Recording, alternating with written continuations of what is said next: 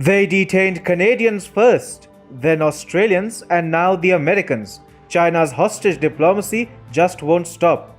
Countries issue diplomatic rebuttals and riposts when bilateral or multilateral differences surface.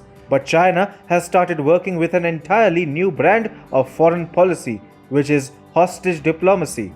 China issues threats of harming international diaspora, arresting citizens of other countries on its soil arbitrarily, no less, and finally using them as hostages in order to settle scores.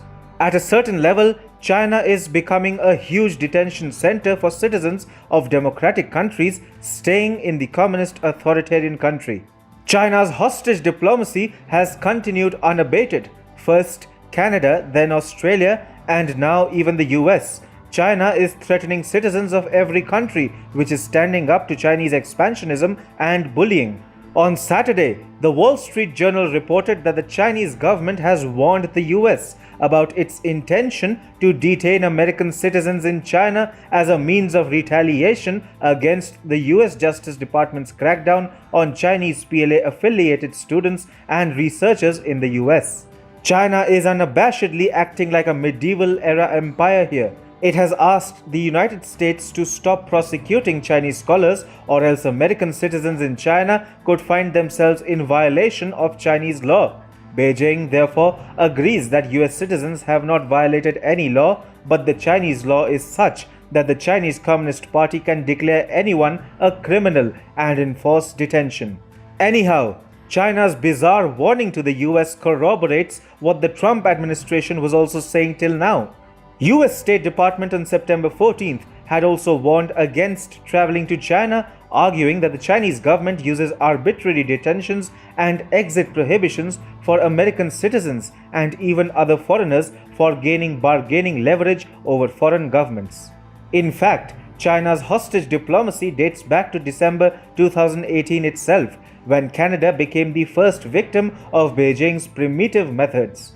Canada had then arrested Meng Wanzhou, chief financial officer of the Chinese telecom giant Huawei, on an extradition request from the US. China, however, decided to play barter games involving innocent citizens and detained two Canadians, Michael Kovrig, a former diplomat, and Michael Spavor, a businessman, in a tit-for-tat measure merely 9 days after Wanzhou's arrest. Now, China keeps suggesting an exchange proposal, and the Chinese state media has gone as far as saying people often fail to note that Meng Wanzhou is worth 10 Kovrig and Spavor, if not more. Today, China and Canada are locked in a diplomatic standoff over the arrest of two Canadian nationals by China. Yet, China keeps making more threats to Canada. Now, China's Ottawa envoy, Kong Peiwu, has warned Canada against granting asylum to Hong Kong democracy protesters.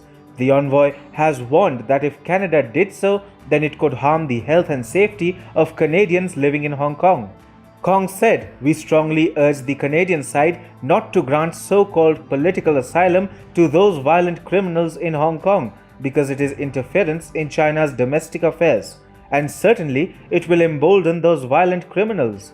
He added, "So if the Canadian side really cares about the stability and the prosperity in Hong Kong and really cares about the good health and safety of those 300,000 Canadian passport holders in Hong Kong and the large number of Canadian companies operating in Hong Kong SAR, you should support those efforts to fight violent crimes."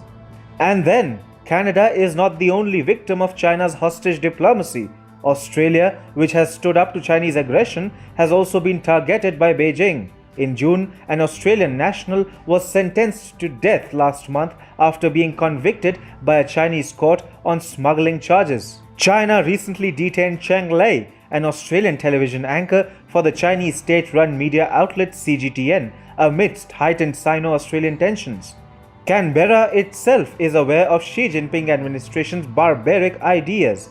Earlier this year, the Scott Morrison government in Australia upgraded travel warning for China, warning its citizens. Australia's Department of Foreign Affairs and Trade had said Australians may also be at the risk of arbitrary detention. The Chinese Communist Party is unabashedly using citizens of other countries staying in China as a means of gaining leverage over its adversaries. Beijing's threats reveal two issues. 1. Chinese policymakers do not understand foreign policy and diplomatic demeanors, and 2. Governments across the world must rethink their people-to-people ties with China. If China wants to get decoupled and isolated, then so be it. China's hostage diplomacy disentitles it from tapping into talent from the free world countries. CCP's adversaries around the world must start imposing fetters on citizens' travel to China for their own sake.